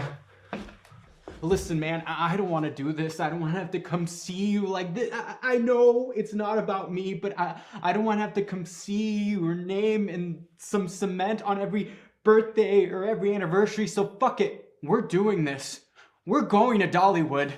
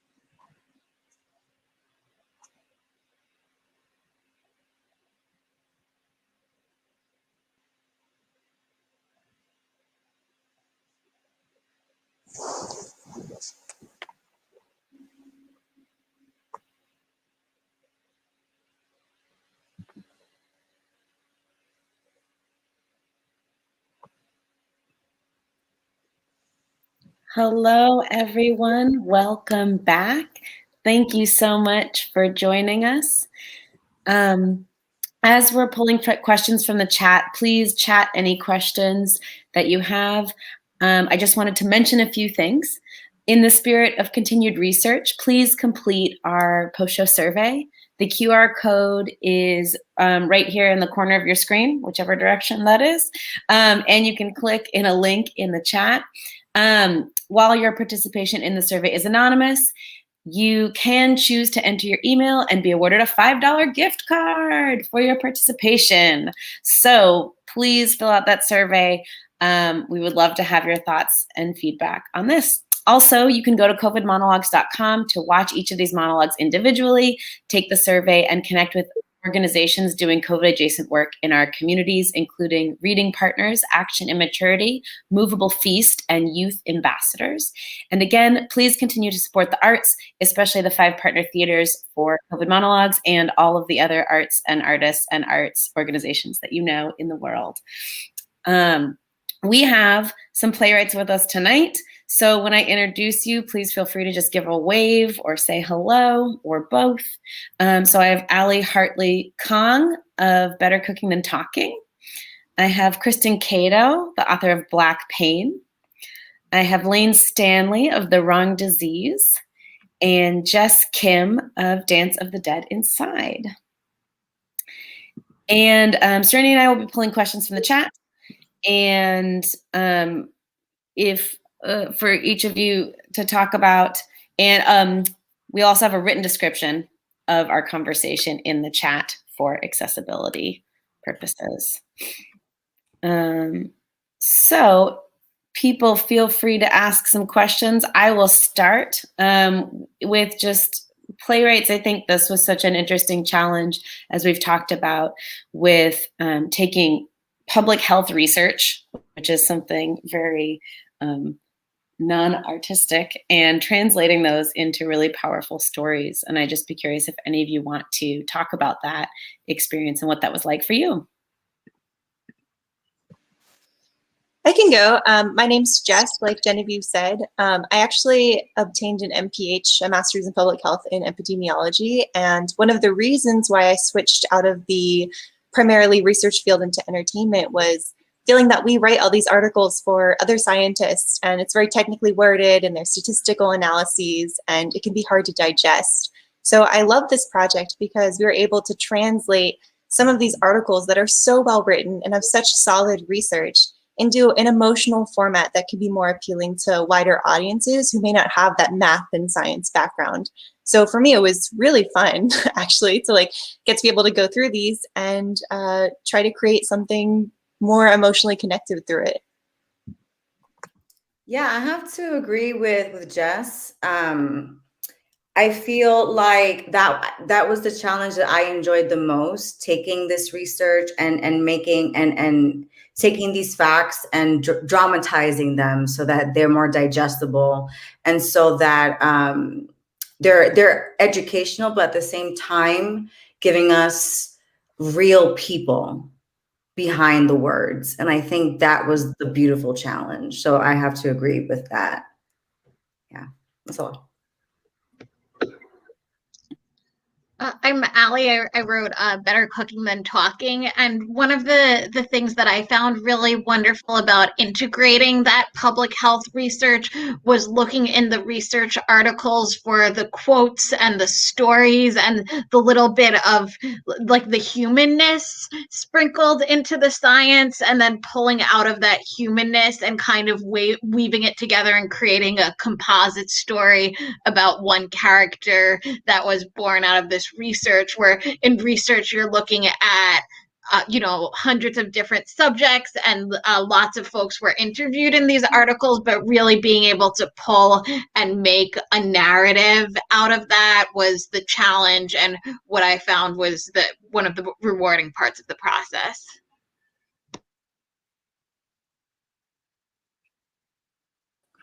I'm Lane. I can respond as well. For me, yeah, it was definitely just a process. It was a different type of research than I'm used to doing, but I generally do a lot of research for the pieces I create. It's just usually a lot more conversational and story-based rather than quantitative.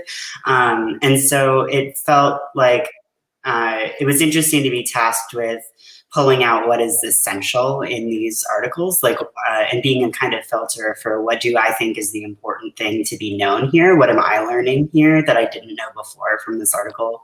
And then I felt like we had a lot of freedom to create characters and situations, just as much freedom as you have anytime, and then just find a creative way to incorporate some of this to activate it in the emotional stakes of the relationships. Great, thank you. Let's move on to the next question. Okay, we have a question. This was so amazing. I'm curious, how did the project leads decide on their topics? So I can talk a little bit about this, and Emily, if you want to add on. Yeah, you start. So what happened is that we did a systematic search of the literature on PubMed for a database, and we narrowed down all the qualitative literature. So that's the literature that has direct quotes. And then we wanted to go through these topic areas that we decided on. And the topic areas we decided on was from conversations we had with city health departments. So I know I had one in Baltimore, Emily had one in Kansas City, and we decided to have something focused on mental health. And I think that's a common thread throughout all of these. Yeah, and it was also kind of the way the research fell naturally. We searched the articles around November. So anything that had been published since the start of COVID up until then within the realm of qualitative research. So like Serenia said, research where they really did interview participants and possibly included quotes. And we had some topics in mind from our conversations with health departments. But some of them came out organically from what we found in the literature. We were surprised to find so much written about HIV. We found women's leadership articles that really did stand out in the qualitative literature. So we sort of naturally grouped them in the way that they came. And then what we did is with those core qualitative articles, we then looked for quantitative articles in top medical journals that gave a little bit more depth about what was going on for that topic. So for instance, for the playwright that was tasked with looking at racial disparities, she had a couple of qualitative articles that really gave the human experience, but then we gave her some quantitative articles as well that showed some of the statistics that went along with that topic. And from all of those articles, we helped her to say, these are the main messages that we saw in them.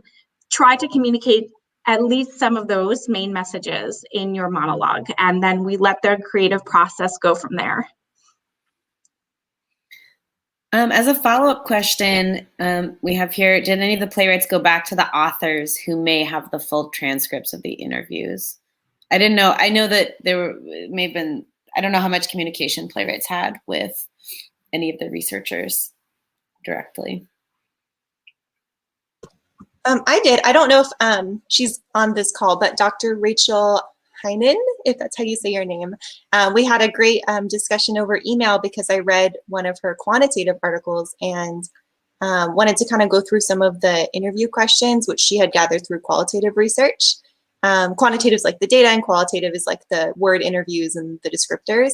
So yeah, we ended up having a good discussion more specifically about what people had said and how many of the interviewees had said they expressed this emotion, whereas this many interviewees had said this emotion, which is not something that you would publish scientifically, but it helps me see, like, is this a universal feeling? Did most people feel this particular way? And then we can put it into the monologue. So shout out, and it was great talking to you.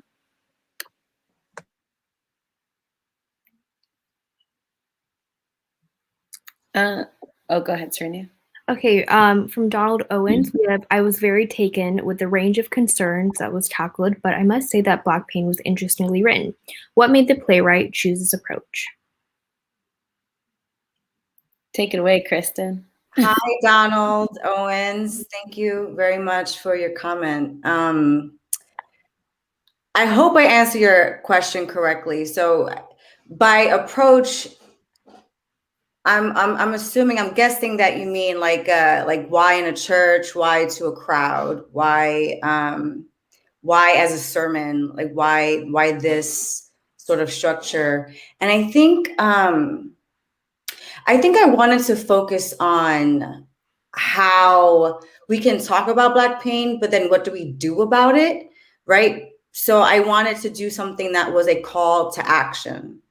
And so that's why I chose this approach, a church, because the church community are the ones who go out into the neighborhoods and get things done and do things with the people, with the neighbors, with the community as well. And so I think a church community really has power when they are in numbers, when they gather together, and there's something really remarkable about like what they're able to do when they're banded up and when they can actually go out into the streets and get the people to move with them. And so, yeah, I hope I answered that question, Donald, but that's why I took that approach, because I wanted to do a call to action for everyone to get together and realize that, yes, we suffer from these things.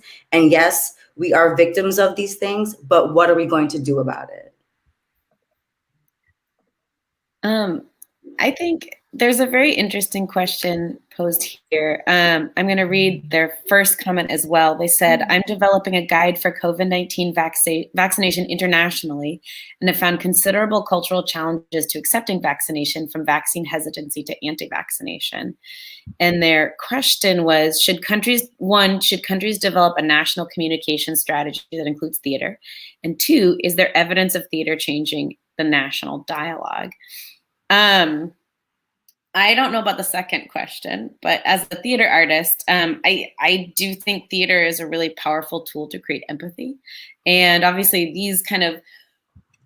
we're in this space between film and theater. But all PSAs are actors or real people communicating information. And I do think there is something very powerful in the human story and relating personal experiences. And I think one of the goals of this project was to pull some of this public health research that sits in academic journals and doesn't really get out to the public very much and translate it to the public. So I am a theater artist, so I'm very biased in that sense, but I think theater and art is a way for all of us to communicate and reach one another and understand each other and understand ourselves and understand different perspectives. And I think the arts should be incorporated into everything because sometimes it's all we have when we don't have the words, when we don't know what we're feeling. Art and theater can bring those things out of us, can rephrase things in words and in ways that we haven't thought about that connect with us in a different way. I'd be curious if anybody else has any, that was a very artsy answer to that question. If anybody else has any more concrete information or things to share about using arts to communicate information to the public. I don't know that I'll give any less artsy of a perspective than the one that Genevieve just gave. But I just want to say too, the idea of national dialogue and national strategies is obviously important. And we're in this moment where a lot of things are being discussed and happening at that scale.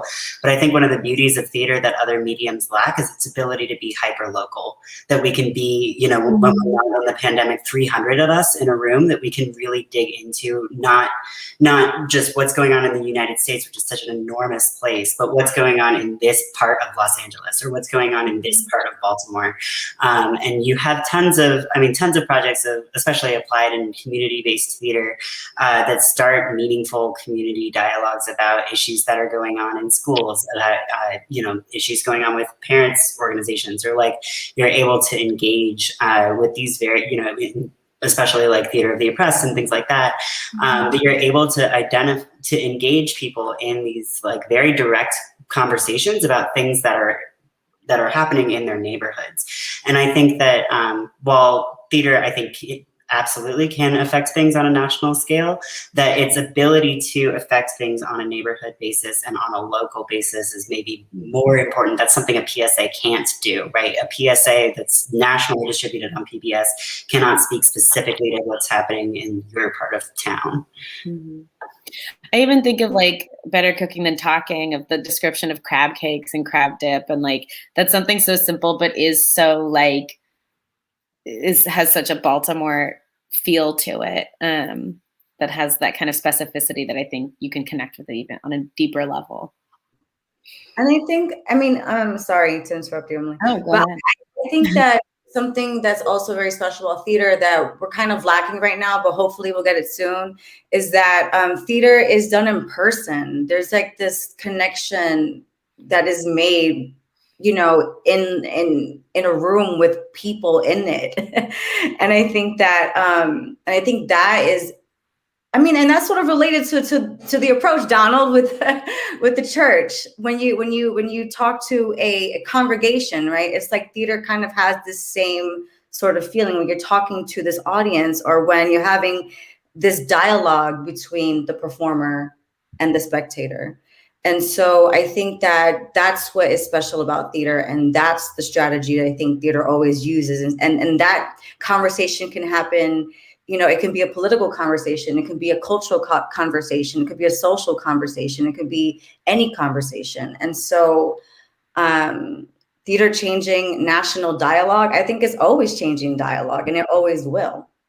Mm-hmm. So one thing I just want to say from the research perspective, definitely everything that the artists have said really rings true to what I think about the potential of this project. But you know, we still are learning about how people might react to this. Please take our survey, another plug for that. But whenever we think about evidence and impacts, you know, we have to think about who are the people that actually will come and watch this. And that's, our survey will help us learn about, you know, who you are and why you came here. But we encourage you, one thing I love about this project is we encourage you to share these monologues. They will live on our website with people that might not have self-selected to come tonight, with people that might not have shown that initial interest to come, but maybe you think that something in one or more of the monologues would speak to them. So, you know, it's often hard to assess a lot of times what impact theater could have on a bigger level, but there have been some really interesting studies where they look at research-based theater that's given to audiences that don't necessarily choose to be there. So theater has been used to, for instance, help police departments understand the perspectives of minorities in their community. Theater has been used to help lawyers in training understand the plight of illegal immigrants and undocumented immigrants and their legal struggles. And we find evidence in those audiences that don't necessarily self-select to be there. They were there as part of their jobs or part of their trainings, that theater can even have an impact on their attitudes, and there's something from that sticks with them in a way that their regular training and the regular messages that are given to them might not. So I think there's a lot of potential, not only for more art and more communication, but for more research into this process and how it could have an impact. Mm-hmm. And I think for me, a priority of this project was attracting BIPOC talent. So that was very much from the playwriting application process, and then inviting Black theaters. And then we knew that their audiences would be more from a Black community than maybe from a theater run by a white community. So by that, you're able to maybe target interventions through certain theaters. And I think that would be a great tool. As a final question, I thought this was a great ending point. What do you hope to do with this now? What do you see as the next steps? I know we got into that a little bit, but I'd love to hear more. I can answer that. We have been really excited to see what our audiences will do with this piece, and we have 2 more showings, one for researchers and people in the public health field specifically, and then also a showing for students, both high school and college age. And so we're wondering what kind of impact that will have on the younger folks who see this work and maybe are inspired to share their perspective. We're wondering if people will be driven to write their own COVID monologues and share their experience in this artistic form. And so we're really looking forward to see how far and wide this project can spread beyond the work that you saw tonight. Yes, please share with everybody. We really appreciate too the artists who collaborated with us, with the research community who has put all of the COVID research and then the COVID monologues free of access, and in that spirit of open communication. So as far as next steps, we hope that these can be shared within the research communities, within educational communities. And like Kristen said, maybe there'll be a live production somewhere in our future. That would be really cool. All right. That is it for this evening. Thank you so very much. If you have more questions or want to get in contact with any of the project leads, you can do so at covidmonologues.com, where you can find all of the continued information about this project. And I want to thank the playwrights some of the playwrights for joining us this evening. And thank you all online for joining us. This has been truly a pleasure to work on, and I'm so glad you all came tonight. Thank you. Thank you. Thank you.